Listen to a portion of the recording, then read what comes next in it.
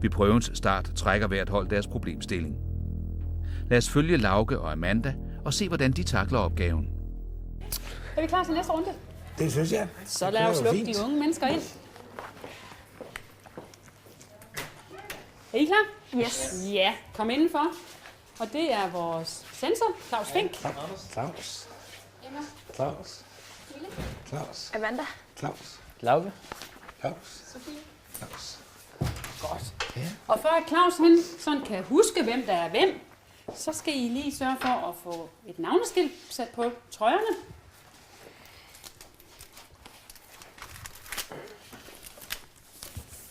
Og der var også et til dig, Magnus. Sådan. Godt.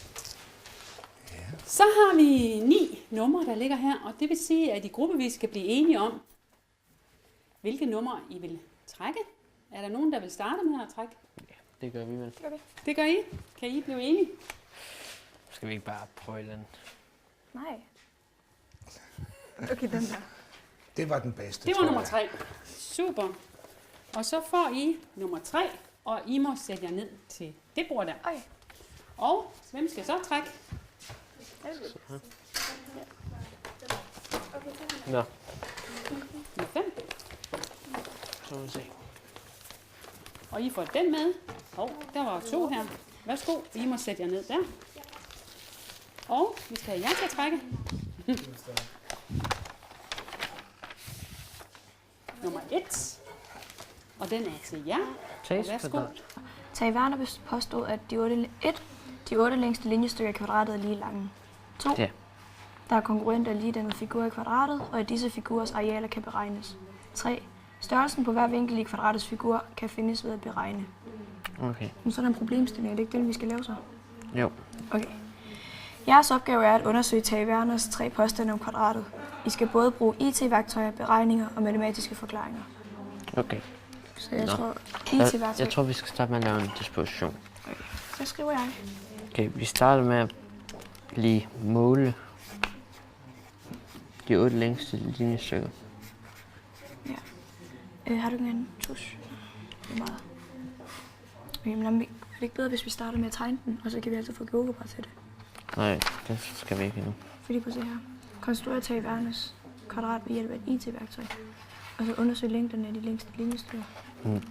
Vi skal bare starte med de her 3 opgaver, så jeg tror bare, vi laver dem uden at sådan konstruere dem. Det kan vi også godt. Så vi starter med at måle linjestykkerne, ikke også? Ja. Jeg har min lige her. Okay, fint. Og så skal vi lige kigge, om der er ligedanne her. og konkurrente figurer.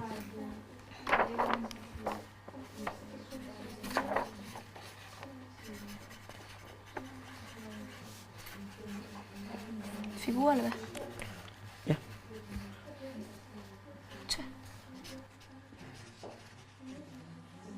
Og så skal vi størrelsen på hver vinkel i kvadratsfigur kan findes ved at beregne. Hvem tror du, mener vi det? Så det er noget med, at vi skal bruge nogle vinkelsummer og finde ud af, hvor mange kanter de forskellige har og sådan. Yes, hvad skriver vi? Hvad skal vi skrive? Beregne vinkler? Ja.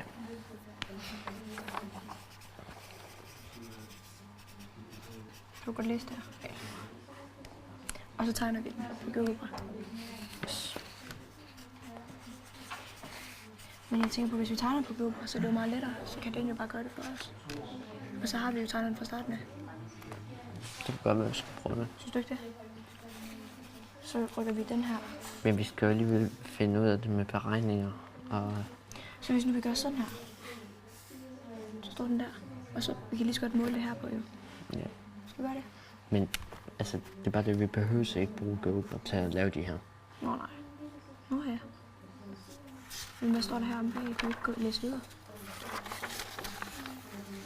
Jeg vil ikke gøre. Nå, det er bare idéer til, hvordan vi kan løse vores problemstilling. Nå ja.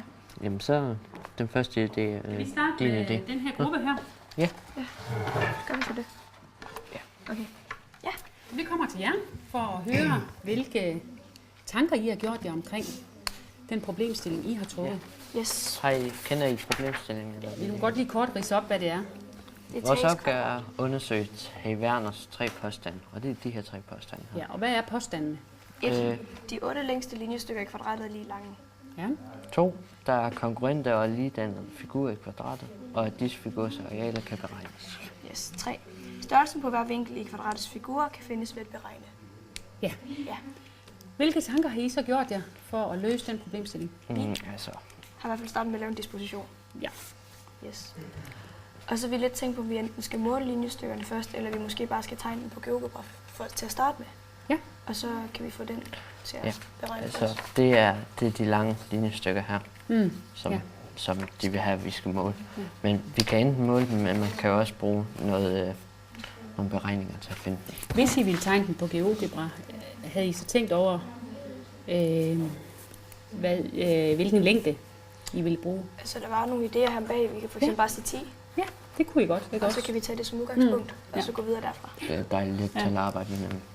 Ville det ikke være fint nok, hvis I i hvert fald lige havde den tegnet, ikke også? Så kunne vi jo altid derudfra snakke om den, ikke også? Jo. Ja. Ja, og derefter så, ja. Jeg skulle lige spørge, er I med på, hvordan den skal tegnes? Ja. Ja. Altså, man starter med at tegne kvadratet. Ja. Og så er det med at finde midten, Ja. og så bare køre ned til de modstående hjørner. Ja. Ja, og derefter så vil I gå i gang med at kigge på hvad? Mål linjestykkerne, fordi det var det første, han påstod. Ja. Men så derefter så skal vi videre til det der med at finde ud af, hvilke figurer, der er kongruente, og hvilke figurer, der er ligedannede. Ja.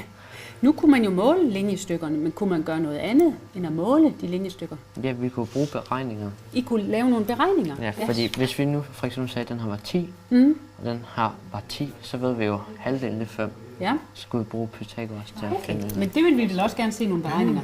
Ja. Så det vil også være fint. Og har I mere? Vi skal kunne finde arealer på de her kongruente og ligedannede figurer. Og de har alle sammen nogle kongruente figurer. Eller i hvert fald, der er rigtig mange figurer her i, der har nogle Skal vi lige høre, hvad er konkurrente? Hvad forstår vi ved konkurrente figurer? Det er, at de er fuldstændig med til, men måske de er drejet på hinanden. Altså, de kan spejles eller flyttes.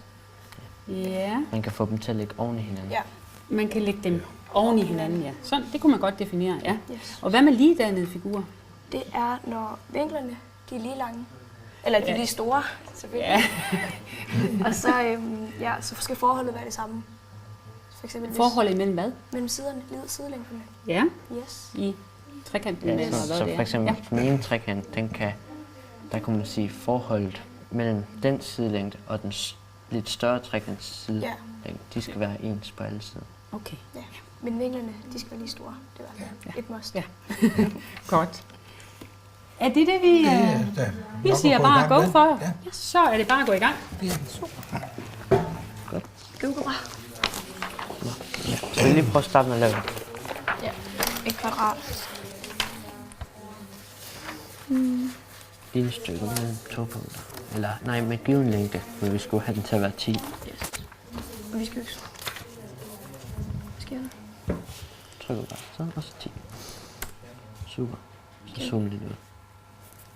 Nej, det zoomer ud af det hele. Der. Ikke også? Ja, så kan du lave en til over på den her, der er så 10. Eller nej, lad os bruge den her funktion. Den der. Den her polygon. Regulær polygon. Ja. Og så tryk på de 2 punkter. Og så tryk 4. Sådan. Så har vi vores kvadrat. Perfekt. Ja. Og så skal vi vel bare finde 5. Ja, det er der også en funktion, vi kan bruge til. Midten, nej. Jo, men Midten, lad os bruge den.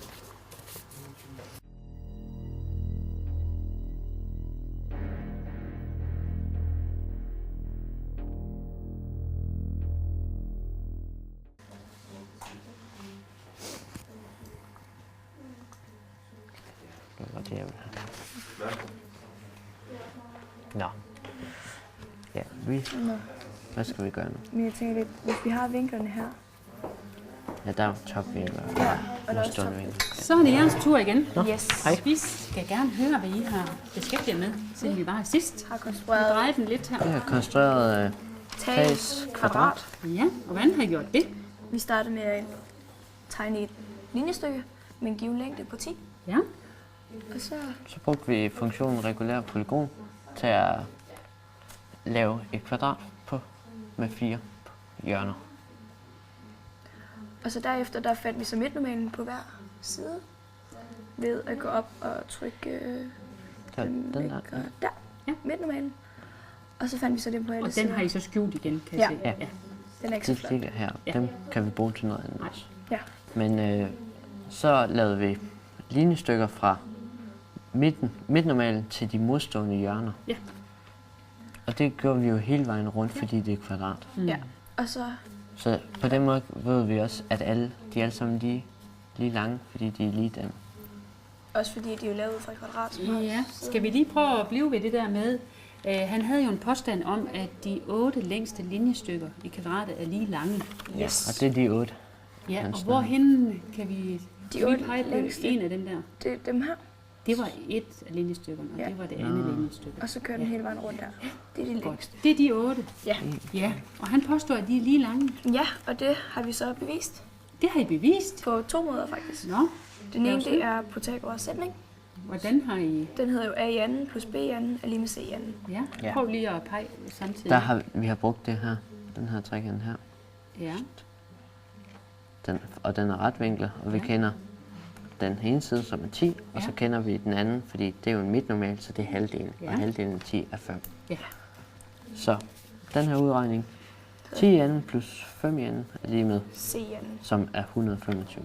Ja, så længere ned kan vi se her, at det er 100 plus 25, 125. Ja, Så finder vi så kvadratroden af 125, og det er 11,18. Og det vil så sige, at det er sidelængden. Og det gjorde vi så med 2 af 3, for at lige Ja. tjekke nogle så I flere. har tjekket med GeoGebra, at længden var også Ja. 11. Jamen det har vi også gjort, ja. Ja. Bare brugt den funktion, der hedder Jeg tror, den ligger her. måle. Ja, Længde, længde. ja. Ja, godt. Det har vi så gjort her nu. Så når vi trykker på den. Så I har både beregnet, og I brugt GeoGebra. Ja. Kunne man tænke sig frem til, altså ved at Til- kigge på de der Til hvor lang den var. ja, de Eller til- forskellige figurer? Altså, ja, som han siger, til hvor langt den var, eller til at de er lige lange. Ja, de er lige lange. Men det er jo hele tiden de samme figurer, der bliver brugt rundt omkring. De blev bare, drejet. De bliver drejet, ja. Ja. De her, store ligebenede trekanter, som vi har 4 af, de er fuldstændig ens. De er kongruente. Ja. Og så er det ligegyldigt om siden er 10 eller 20 Ja. eller A. Så er de lige lange. Så. Ja. Hvis vi nu så skulle lege lidt med det, så brugte de Pythagoras det. Hvis nu vi siger, at den lange side er A, Ja, fordi vi vil gerne have, at den også gælder, når siden er 375 kilometer, eller hvad det nu kunne være. Så har I skrevet A. Hvad skulle der så i virkeligheden stå der? Se. Nej, altså, prøv at tænke, hvad du gjorde før. Du sagde, at den var 10, og så sagde du, at den der var... 5. Hvorfor? Fordi det er halvdelen. Nå, hvad skulle der så i virkeligheden stå der? En, Når den der A... en halv A. Ja. Tak. Godt. Ja. Så super. Yes. Ja, så kunne man lave formlen om, så den passede lige hertil. Ja. Lige præcis til den opgave, ja. Så uanset Hvor hvilken langt længde, så vil I altid kunne beregne det. Ja. Godt. var det der? I knokler bare videre. Eller har I noget andet, I er noget til? Nej. Jo, vi har den her. Nå ja. Vi har, Jeg har lavet noget andet, ja. det med alle de kongruente figurer, for der er rigtig mange af dem. Ja. Så har vi skrevet bogstaver på dem, der er kongruente, sådan så stor A og stor A og stor A. De er kongruente. Ja. Vi har kigget på lige denne, men det har vi ikke lige skrevet ned endnu. Nej. Okay. Men vi kan i hvert fald se, at der er rigtig mange konkurrenter. Men det vil være fint, hvis vi kigger lidt på ligedandigheden næste gang, vi kommer i vores show. Næste gang, ja. Det gør vi så. Godt. Tak for nu. Går vi så videre med konkurrenter, eller tager vi lige den? Nej, går vi videre, gør vi ikke det? Så er vi færdige med det. Lad os se, hvad stod der i opgaven, vi skulle gøre? Den her. Så jeg kan bruge det her. Der er konkurrenter lige denne figur i kvadratet, og at disse figurer og arealer kan beregnes. Er figurer også arealer? Ja, Så vi skal beregne prøve at arealer. beregne lidt deres arealer.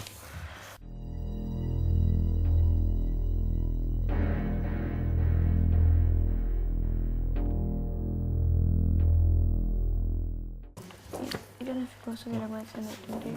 Hej. Hej, så er det jeres tur igen. Yes. Ligedanighed. I har snakket om ligedanighed, ja. Ja. Ja. Vi har fundet nogle 4 forskellige figurer, som har en figur, der er ligedannet. Og derefter så har vi så tegnet dem op i samme farve, så vi kan holde styr på, hvad for nogle der er lige dannet. Ja, prøv lige at vise os. For eksempel den sort her.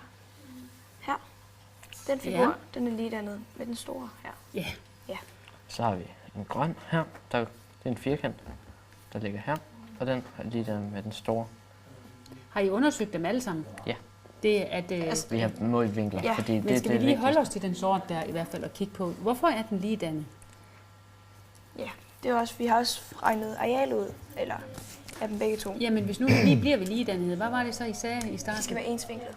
De skulle være ensvinklet? Ja. Og kunne vi lige kigge på, om de var det? Ja, det kan vi faktisk. Ja, Kig ned på. Ja. Hvorhen, hvordan kan vi se, de er ensvinklet? jamen, det, altså, linjerne følger hinanden. Og de her 2 linjer er parallelle. De er parallelle? Ja. Ja, okay. Så på den måde kan vi vide, at fordi det er den samme linje, de her, altså bundlinjen og så det ene ben, de kører ud i samme linje, og så når den her over er parallel med, Så det vil sige, så er at de det ligedannet. de linjer falder sammen Og i det er faktisk trekanter. det, der er med alle sammen, med alle dem, vi har fundet. Der er det en figur, der er inde i den figur, den er ligedannet med. Okay. Ja. Men I sagde i starten, det kræver noget andet, end bare, at vinklerne de var Forholdet, ens. Ja. altså. Og hvad har I kigget på der? Der har vi har, altså halvdelen, den lille figur udgør halvdelen af den store figur Ja. på den her front. Ja. Og det gør den også her, og det gør den også her. Den skal nemlig udgøre halvdelen på alle fronter. Og hvordan ved I, det er lige nøjagtigt halvdelen der? Det er fordi, den går ud fra midtnormalen af den lange Okay. sidelængde. Ja, godt. Og det kan man også måle sig frem til. Det kunne man også godt, ja. Ja. Skal vi høre mere om ligedanighed, Vi hører noget eller om- vil du høre flere? Om arealet måske, der har vi også fundet ud af noget. Lige at høre lidt om areal. Det der. Ja. Altså, vi tog udgangspunkt i 2 figurer. Altså, den vi kalder grå og sort. Det er Nu skal vi den, lige vide, hvad grå det er. Det er den der. det er den retvinklede trekant, der ligger her. Det er den lille, Ja. det er de 3 punkter. Det er den store, det er de 3 punkter. Okay. Yes, og så fandt vi, i den her, der brugte vi højde gange grundlinje gange en halv for at finde arealet. Og den store gårds areal endte sådan med at være 4 gange 10 Der har vi udregning herovre. her. Nej, Det er det nå, samme. okay. Gange 0,5. Vi skal lige prøve lige at pege samtidig med, at I siger tallene der. 4 gange, jeg skal læse min egen skrift, 4, det er den her. gange 10. Den er 4. Ja. Ja. Så gange 10 Laura. Ja, fordi kvadratets sidelængde 10. Og så gange 0,5. Og det er 20 kvadratcentimeter. Ja. Ja. Hvor har vi højden hen i trekanten? Den har vi faktisk her på GeoGebra. Den har vi taget her. Skal vi lige se. Den har I tegnet ind JTI der. er lige Okay, det var 4. den, der var 4. Det var det, jeg lige blev Ja. lidt forvirret over, fordi I pegede der, ikke også? Nå ja. Så den har Okay. I tegnet ind, det her? Ja. Okay. Og den lille, så, den, der ved vi jo, at det her, det er halvdelen. Altså, det er faktisk halvdelen, også på alle steder, så der har vi bare taget halvdelen, og så gange de tal sammen. Ja. Så halvdelen af sidelængderne og højden. Og det vil så sige, at det var faktisk en 4/4 af den, fordi det Ja. var 5. Den med at være 5 kvadratcentimeter. Som er den Lille. lille, og den store er 20. 20. Ja. Så Hvad, altså hvis nu man skulle kigge i et andet forhold, altså arealforhold, hvad vil en det så? fjerdedel. Ja, ikke i en fjerdedel. Det er jo som regel, så siger man, at forholdet det er 4. 1 til Nå, 1 til 4, ikke også? Ja, okay. Ja, okay. Nå, men vi har også prøvet en anden måde at regne areal ud, og det er den store. lige. Der har vi prøvet at bruge den her formel. En Hvad er det halv, for en formel? en halv gange A gange B gange sinus Ja, vinkel C. Yes. og hvad fandt I ud af der? Der sagde vi så 0,5 igen. En halv. Som er? Ja. En halv. Ja. Gange 11,18, som er den ene sidelængde. A. Ja, Ja. og Det er jo- den er jo lige benet, Ja. så det er det samme. Ja. Så Så man kunne gange egentlig bare sige 2 gange. 11,18 gange 11,18. Ja. Og så gange sinus B. vinkel C, og det vil så være sige til den Den har her. vi målt herinde. Den har I målt deroppe. 53,13. Okay. Og det regnes så ud til at være 49,99, altså rundt op til 50. Der havde vi nogle problemer med nogle forskellige lommeregnere, der fandt nogle forskellige svar. Men hvad var problemet? Det var Det var noget med, at sinus, den bliver regnet ud på nogle forskellige måder på de der lommeregner. Ja. den ene Fordi stillet på. vi brugte altså parenteser på samme måde. I brugte parenteser, for ellers så kunne det måske være det, der var Ja. afgørende, ikke også? Altså, om man får sat parenteserne rigtigt. Men for at finde ud af, hvilken en der var rigtig, så brugte vi højde gange grundlinje Ja. gange halv grundlinje tær og- lige tjek, og det var Det var Tjek så. efter. Ja. fordi det var det var- meget fornuftigt. 10 gange Ja. 10, det kan man se på, at den Ja. ja. Og så det lille sort her, som vi kalder lille sort areal. Det kunne vi så også se igen, at det var 1-4 forhold 1-4. Så det dividerede vi så bare med 4, og det gav der så kan ligge 12,5. sådan 4 trekanter inde i den store. Super. Ja. Godt. Ja. Vi kommer en sidste runde til jer. Så hvad vil I så høre om? Jamen, hvad mangler I egentlig i forhold til jeres disposition? Taget med papir. Har jeg taget dit papir? Ja. Er det ikke mit papir? Jo, det er den her, du skal have. Ja. I skal Størrelsen på hver vinkel i kvadratisk figur kan findes ved at beregne. Ja. Ja. Eller man kan resonere sig frem til et eller andet, ikke også? I Ja. forhold til nogle regler, vi har i matematik. Dem vil vi egentlig gerne høre noget. I har set, at der er lidt hjælp Ja. i den nederste heroppe. Der er lidt hjælp, fordi der står, hvad en af vinklerne er. Ja, men vi er godt i gang med at have fundet rigtig mange vinkler, bare ved at måle her på. Okay, men det er fint nok at måle, men jeg kunne egentlig godt tænke mig, om der var andre måder, man kunne komme frem til nogle af vinklerne på. Okay. Ja, Super. godt. Under sinus. Under cosinus. Oder nu cosinus. Lad os lige prøve at se, om vi kan finde en... Vi har det også på nettet, der er links der. Matematik. Ja, men jeg tror måske den her kan bruges. Prøv vi får det sammen. Fordi hvis vi kender sidelængderne, så kan vi altid regne en vinkel ud. Men, Nå ja.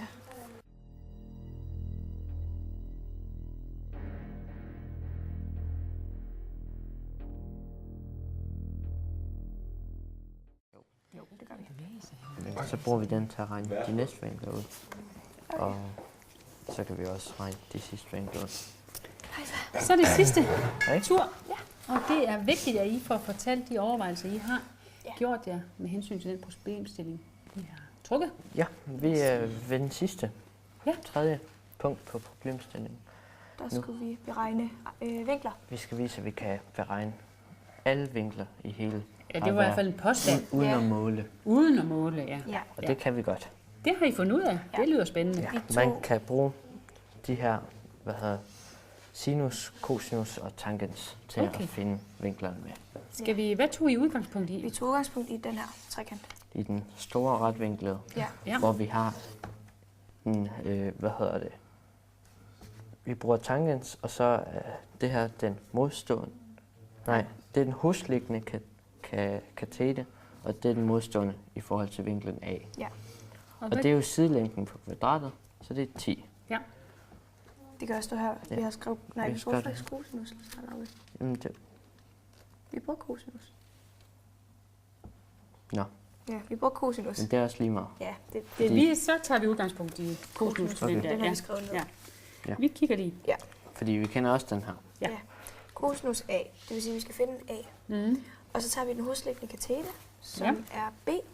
Og det er den her ned. Og den var så 10. Så skruer vi 10. Ja. Og så tager vi så den husliggende katete. Og Nej, hypotenusen. Nå, Hypotenusen. Ja. Hypotenusen, ja. Kig lige forkert. Og det er C. Og Den det, kendte I. ja. 11,18. Og det skruer vi så ned. Så taster vi en lommeregner Så og kommer cosinus. frem til 0,89. Ja. Ja. Så tager vi, nu skal vi så have isoleret A. Så tager vi cosinus i minus første på begge sider. Og det taster vi i en lommeregner, og det giver så 26,56. Okay. Og det er så vinkel A. Det er vinkel A. Ja. Amanda, så kunne jeg godt, hvis nu vi kendte vinkel A, Ja. hvordan kan vi så beregne de andre vinkler her? Altså, den her, det kan vi jo godt se, den er ret. Så den er jo 90. Ja. Og vinkelsummen i en trekant, den er 180. Ja. Så hvis vi lige tager min lommeregner. Fordi jeg kan Du kan koderegne. bare fortælle mig, hvordan Nå, vi kommer frem okay. til det, ikke også? Jo, ja. Så siger vi 90 plus 26,56, og ser så, hvad det giver. Og så minuser vi så 180 med det. Og så har vi så den sidste. Og hvad er det for en vinkel, du har fundet nu? Så er det vinkel B. Prøv lige at... Ja. Ja. Det kan godt være, det var fint nok lige at få Ja, det var resultatet, det. ja. Ja. Så 90 plus 26. 116,56. Ja. 63,44. Ja, hvis vi skriver bare 63 der. Ja. Godt. Hvis vi kigger på de 3 vinkler her, Ja. kunne vi så tænke os frem til at... Ja, vi kan jo se den her overfor. Det er den samme figur. Nu, jeg vil godt lide, Amanda, du lige kører videre. Ja. Men jo, som man siger, så den her, det er jo den samme. Det er jo, de er jo, hvad hedder sådan noget, konkurrente, eller ligedannet, så de er ensvinklet. Ja, vi skal lige vide, hvad det er, vi snakker om. Ligedannet. De er ligedannet. Ja. Konkurrente. Er det begge dele? Hvad var det nu, konkurrent det betød? Det betyder, at de kan lægges oven i hinanden. Ja, så de der 2...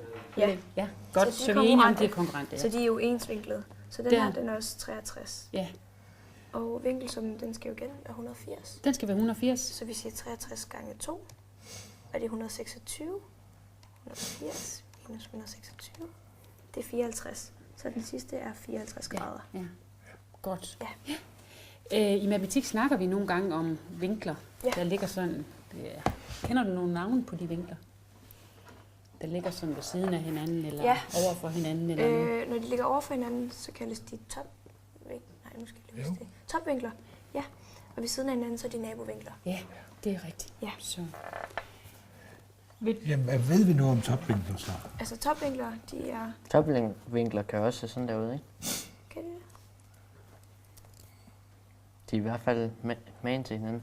Ja, Ja. men det er jo fordi, som Amanda lige sagde før, ikke også? Okay, Altså, det de var var jo konkurrenter, ikke også? Jo, ja. Ja. Ja. Det, men hvis nu kunne I fortælle, hvordan de beregner de der 4 De vinkler? der 4. Ja, Det er måske ikke lige bedst, fordi man kan se, at de er rette. de er rette. Ja, Ja. okay, det var så måske ikke lige Jamen, den kan vi første. så være sikre på det, fordi... Jamen, det har vi fundet ud af, at alle de 4 krydser her, vi har et kvadrat herinde også. Okay. Der. Kvadrat gemt ind i kvadrater. Vil du svare? Eller Nej, jeg tror, at det er fint. Godt. Så må I have lov at pakke jeres ting sammen, og alt det, I har skrevet på, det skal I lade blive herinde. Okay, Og så må I gå ud og vente, og så bliver I kaldt ind om et øjeblik. super.